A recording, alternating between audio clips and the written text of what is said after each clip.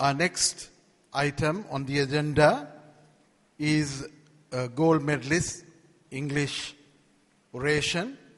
The oration is by Master K. Riviharan. The Chairman, Venerable S.J. Veerasinghe, Archdeacon of Jaffna and Manager of our college, our Chief Guest, Mr. Bernard Chinneya, and Mrs. Anita Chinneya, Principal Sir, our beloved teachers, distinguished guests, all boys, parents, well-wishers, and my dear fellow students. Good morning to you all.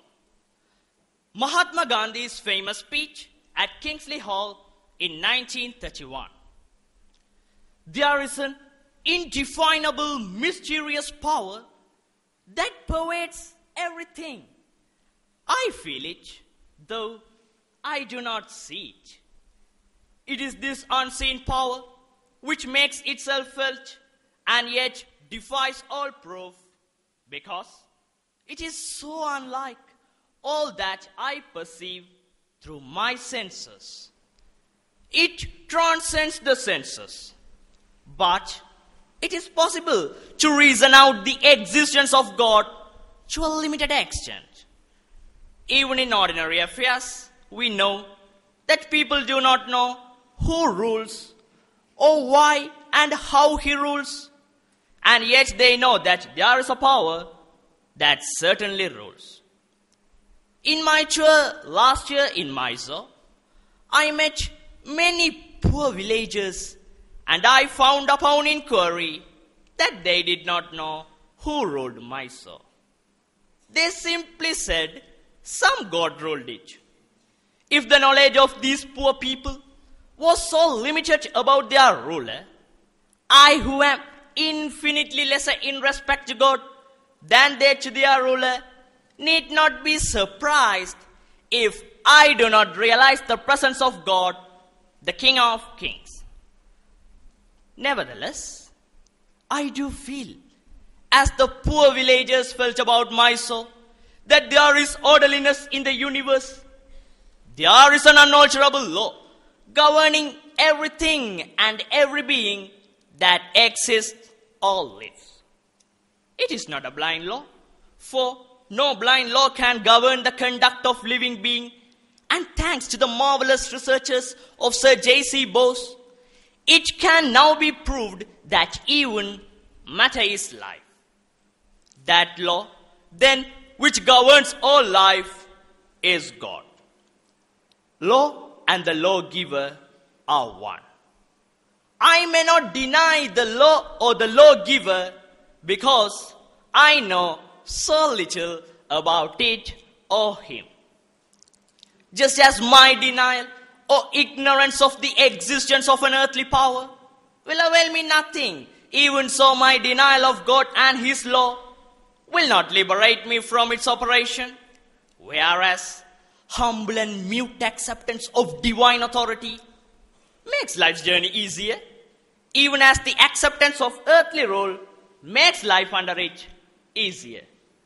I do dimly perceive that whilst everything around me is ever changing, ever dying, there is underlying all that change a living power that is changeless, that holds all together, that creates, dissolves, and recreates. That informing power of spirit is God. And since nothing else that I see merely through the senses can or will persist, he alone is. And is this power benevolent or malevolent? I see it as purely benevolent. For I can see, in the midst of death, life persists. In the midst of untruth, truth persists. In the midst of darkness, light persists. Hence I gather that God is life, truth, light. He is love. He is the supreme good. But he is no God who merely satisfies the intellect, if he ever does. God, to be God, must rule the heart and transform it. He must express himself in every smallest act of his votary. This can only be done through a definite realization, more real than the five senses can ever produce. Sense perceptions can be, and often are, false and deceptive, however real they may appear to us. Where there is realization outside the senses, it is infallible. It is proved not by extraneous evidence, but in the transformed conduct and character of those who have felt the real presence of God within. Such testimony is to be found in the experiences of an unbroken line of prophets and sages in all countries and climes. To reject this evidence is to deny oneself. This realization is preceded by an immovable faith. He who would in his own person test the fact of God's presence can do so by a living faith. And since faith itself cannot be proved by extraneous evidence, the safest course is to believe in the moral government of the world and therefore in the supremacy of the moral law, the law of truth and love. Exercise of faith will be the safest where there is a clear determination, summarily to reject all that is contrary to truth and love.